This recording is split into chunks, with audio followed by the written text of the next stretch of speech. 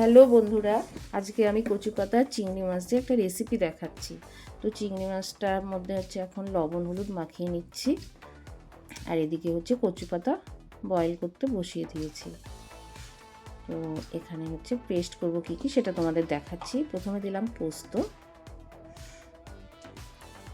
এখন কালো সর্ষে দিচ্ছি,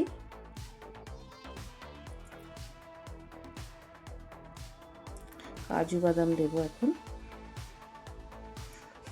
কাজু বাদাম দিয়ে দিলাম, পেস্ট করবো এগুলো সব।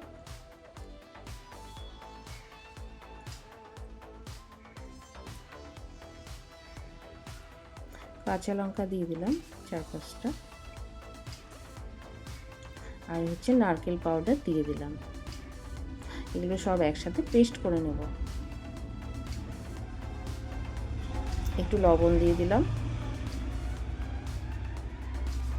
পেস্টটা তাহলে মিহি হবে, খুব তাড়াতাড়ি হবে, এর জন্য আমি লবণ দিয়ে পেস্ট করি। তো আমার পেস্টটা কমপ্লিট হয়ে গেছে। তো কচু পাতাটাও এখন নামিয়ে নিয়েছি, জলটা ঝরিয়ে নিচ্ছি। কচু পাতাটাও পেস্ট করব। এদিকে কড়াই বসিয়ে তেল দিয়ে দিলাম, মাছটা ভেজে নেব।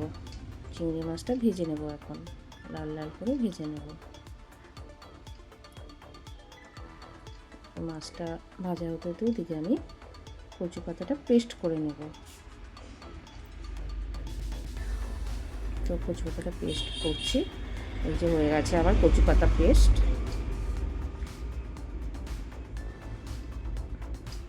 মাছ ভাজাও হয়ে এসছে, নামিয়ে নিচ্ছি।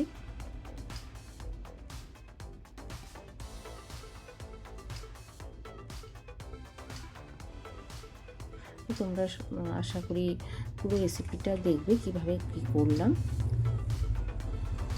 তো মাছ ভাজা হয়ে গেছে, এখন আবার তেল দিয়েছি, এখন হচ্ছে ফোড়ন দিচ্ছি সাদা জিরে, আর দেব শুকনো লঙ্কা,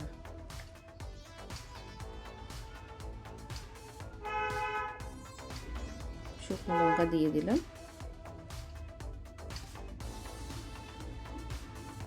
এখন দেব হচ্ছে তোমার কচু পাতা যেটা পেস্ট করেছি সেটা এখন দিয়ে দেব। কচু পাতা পেস্টটা এখন দেব।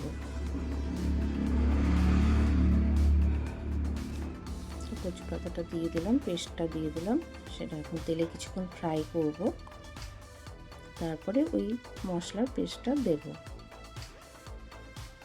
তো তোমরা এইভাবে মানে ভিডিওটা দেখবে, বাড়িতে ট্রাই করবে, খেয়ে দেখবে, খুব ভালো লাগে।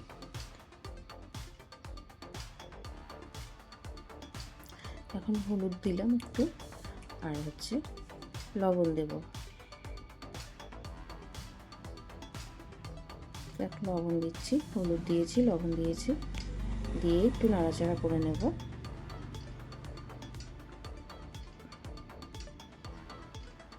কিছুক্ষণ ফ্রাই করার পরে পেস্টটা দেব।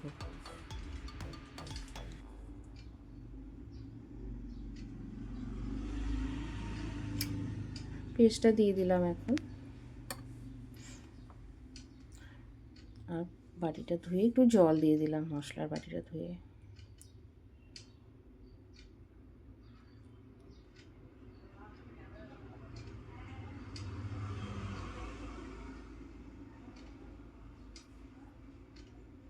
তোমরা পুরো ভিডিওটা দেখবে, আমি তোমাদেরকে রিকোয়েস্ট করছি। এখন মাছটা দিয়ে দিলাম,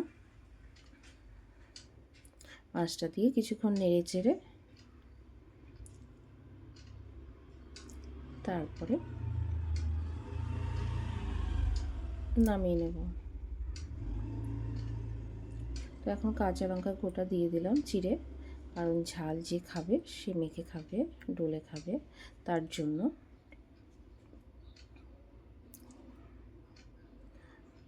এখন নামানোর আগে হয়ে এসছে, এটা নামানোর আগে কাঁচা তেল দিয়ে দিচ্ছি, সর্ষের তেল। তো একটু কাঁচা তেল দিলে এটা আরও বেশি খেতে টেস্ট হবে, তার জন্য তেলটা দিয়ে কিছুক্ষণ ফ্রাই করতে হবে, করে তারপর নামিয়ে নিতে হবে। তো আমি নাড়াচাড়া করছি, একটু ফ্রাই করছি, তেল দিয়েছি বলে। আর এটার মধ্যে একটু তেল বেশি লাগে, একটু তেল বেশি না হলে এটা খেতে ভালো লাগে না, তাই একটু তেল বেশি দিয়েছি। তা তোমরা যেরকম তেল খাবে সেরকমই দেবে। আমি একটু বেশি খাই তাই দিয়েছি। তো আমার এটা হয়েই এসছে, এখন আমি নামিয়ে নেব। তো বন্ধুরা, রেসিপিটা কেমন লাগছে সেটা আমাকে কমেন্টের মাধ্যমে জানাবে। ভালো লাগলে লাইক, কমেন্ট অ্যান্ড শেয়ার করে দেবে। এইভাবেই আমার পাশে থেকো, আমিও তোমাদের পাশে থাকবো। এইভাবেই আমরা এগিয়ে যাব। তো তোমরা ভালো থেকো, সুস্থ থেকো। টাটা।